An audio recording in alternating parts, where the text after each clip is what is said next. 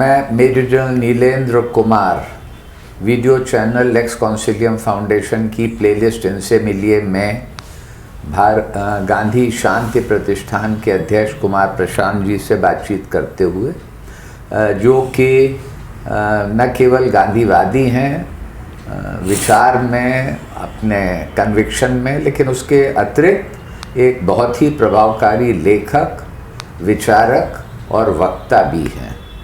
तो बापू को समझने के इस प्रयास में मेरा अगला प्रश्न उनसे ये है कि गांधी जी के बारे में ये सर्वविदित है कि वो हिंदू थे और हिंदू धर्म के प्रति उनकी आस्था थी, लेकिन वो किसी भी प्रकार के कर्मकांड या रीत रिवाज धर्म के जो समझे जाते हैं उसमें उनका विश्वास नहीं था। प्रार्थना अवश्य करते थे, रोज़ करते थे, सार्वजनिक रूप से करते थे, लेकिन उनकी प्रार्थना सर्वधर्म प्रार्थना थी। तो इस तथ्य को ध्यान में रखते हुए मेरा प्रश्न ये है कि एक बार शायद वो काशी विश्वनाथ के मंदिर भी गए और कुंभ मेले के समय भी वो हरिद्वार में गए, तो इसके को हमारे दर्शकों के लिए आप एक्सप्लेन कर सकें।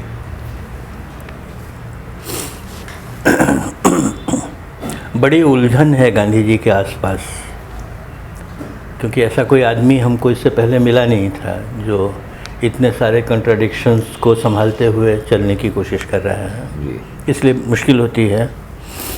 ये कॉन्ट्रडिक्शंस जो हैं ये हम लोगों में है, मेरे विचार से गांधी जी के विचार में नहीं थे। हम लोग अपने कंट्राडिक्शंस हम लोग उन पर लाते हैं, इसलिए दिक्कत होती है। कि गांधी जी जब भारत आए हैं दक्षिण अफ्रीका से लौट करके, तो गोखले उनसे ऐसा कहते हैं, गोपाल कृष्ण गोखले जो उस समय के सबसे बड़े कांग्रेस के नेता हैं और गांधी जी जिनको अपना गुरु मानते हैं जी, वो उनसे कहते हैं कि दक्षिण अफ्रीका में जो सब तुमने किया सत्याग्रह वगैरह तो सब वहीं तक ठीक था, यहाँ कुछ सब होने वाला नहीं है जी। इन प्रैक्टिकल बातें हैं, तुम इस देश को जानते नहीं हो, इस देश में कभी रहे नहीं हो, जो सच्ची बात थी, क्योंकि गांधी जी इस देश में कभी रहे नहीं थे। इस देश की जगहों से, इस देश की भाषा से, इस देश की परंपरा से बहुत कम उनका परिचय है। तो कहते हैं कि एक बात करो, 1 साल तक मौन रहो, न बोलोगे, न कहोगे, न बयान दोगे, न पॉलिटिकल एक्टिविटी करोगे, सिर्फ इस देश को देखो। 1 साल के बाद अगर तुमको लगे कि सच में तुम कुछ कह सकते हो, तब तुम अपने आप कहना जो भी तुमको कहना है। तो गांधी जी ने इसको लिटरली निभाया और 1 साल तक वो ट्रेन में बैठकर पूरा भारत घूमते हैं जी, जगह जगह देखते हैं, ये समझने की कोशिश करते हैं कि आखिर ये हिंदुस्तान क्या है, ये बना कैसे है, ये समाज क्या है, इसमें वृत्तियाँ क्या चलती हैं, इसकी परंपराएं क्या हैं वगैरह। तो जो कुंभ जाने की बात आप कर रहे हैं जी, वो कुंभ जाना गांधी जी का उसी भारत दर्शन के दौरान हुआ है जी। जब उनको ये पता चलता है कि भाई एक आयोजन होता है जिसमें इतने लाखों लोग बगैर किसी आयोजन के पहुंच जाते हैं जी, जिसके लिए कोई डायरेक्टिव जारी नहीं होता है जी, परंपरा में ही वो बना हुआ है जी, तो देखने जाते हैं कि आखिर ये क्या चीज़ है जिसमें इतने सारे लोग जमा होते हैं। ये सब तो प्रसंग है जो गांधी जी ने खुद ही अपनी आत्मकथा में लिखा है, इसीलिए किसी को भ्रम नहीं होना चाहिए, आत्मकथा निकाल के पढ़ लेना चाहिए जी। कि गांधी जी वहाँ कुंभ का दर्शन करने नहीं गए हैं, कुंभ को समझने गए हैं, और समझ करके जब आते हैं तो कहते हैं कि भाई इतनी गंदगी में लोग इतना लंबा समय रहते हैं, ये तो कोई अच्छी परंपरा नहीं है। परंपरा तो होनी चाहिए कि सफाई होनी चाहिए, वहाँ की रहने के तरीके समझने चाहिए अपने को, यानी उस परंपरा के पीछे की शक्ति को भी वो पहचानते हैं और उसमें परिवर्तन क्या करना चाहिए वो भी, अव्यवस्था को देखा है, अव्यवस्था को भी देखा है।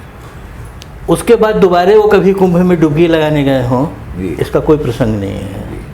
तो आप समझ सकते हैं कि कुंभ में जाने का पर्पस कहाँ पर है, क्या मतलब है वो। गांधी जी बहुत सारे विकल्पों पर विचार करते रहते हैं जी, कि भाई क्या नया इसमें से बनाया जा सकता है। शायद इसीलिए उन्होंने कहा माई एक्सपेरिमेंट्स विद ट्रुथ जी।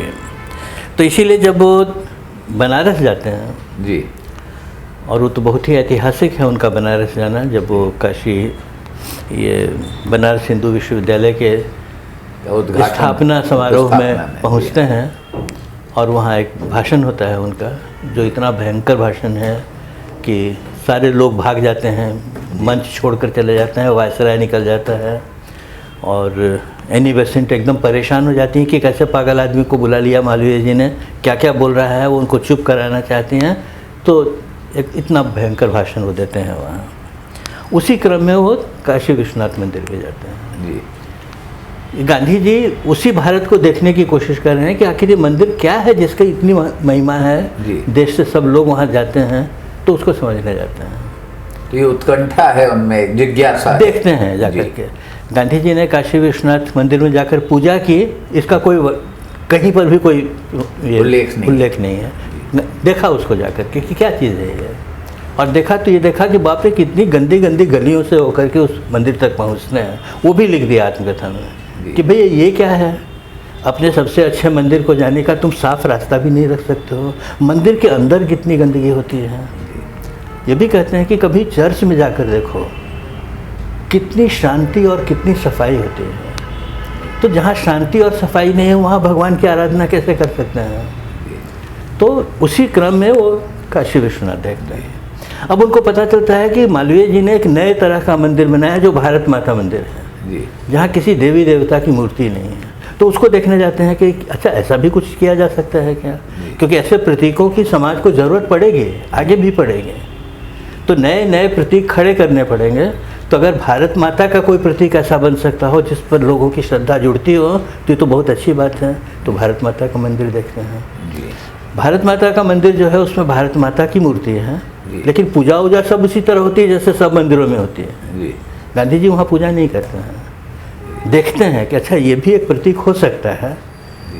जैसे वो बहुत सारे नए प्रतीक खड़ा करते हैं, खादी का प्रतीक खड़ा करते हैं, गौ सेवा का प्रतीक खड़ा करते हैं, उसी तरह से मंदिर का प्रतीक भी सोचते हैं। वो जो आपने भी कहा कि वो भी रोज़ प्रार्थना करते हैं, तो प्रार्थना का प्रतीक तो पकड़ा उन्होंने, लेकिन उसका रूप एकदम बदल दिया।